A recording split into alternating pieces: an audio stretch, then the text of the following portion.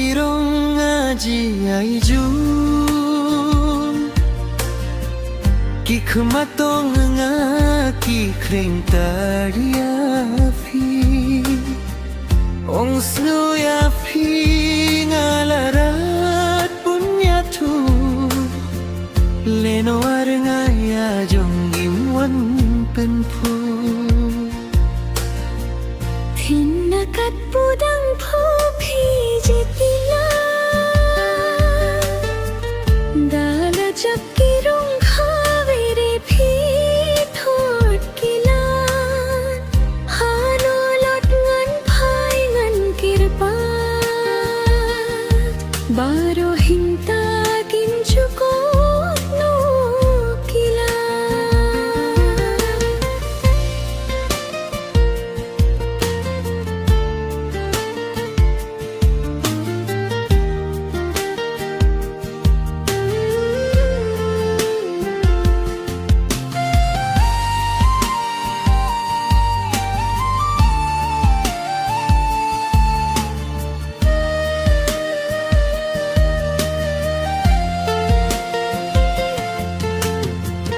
Yai ta baro khuslai re yai ta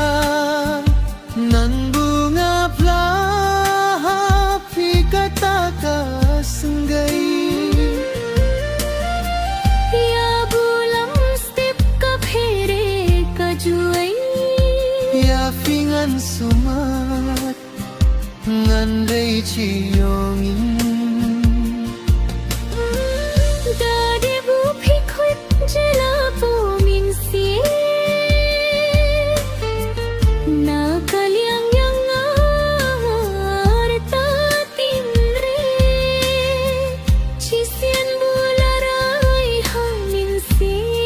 monga ka phere la hajung skum ne jung basla bom jait kirong aji aiju ki khmatong nga ki khreng taria phi ong snu ya phi ngalarat punya thu leno ar nga ya jong dim wan pen phu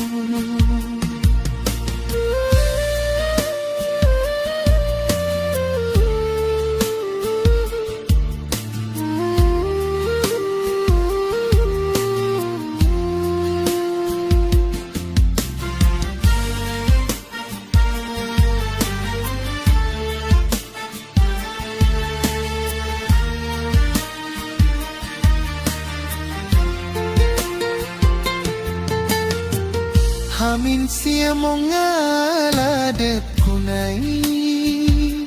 dau thalit phi klai phi lahrai chi chala nga ngarai lu ceritaong hadura kut ngadasnya pun karai la phi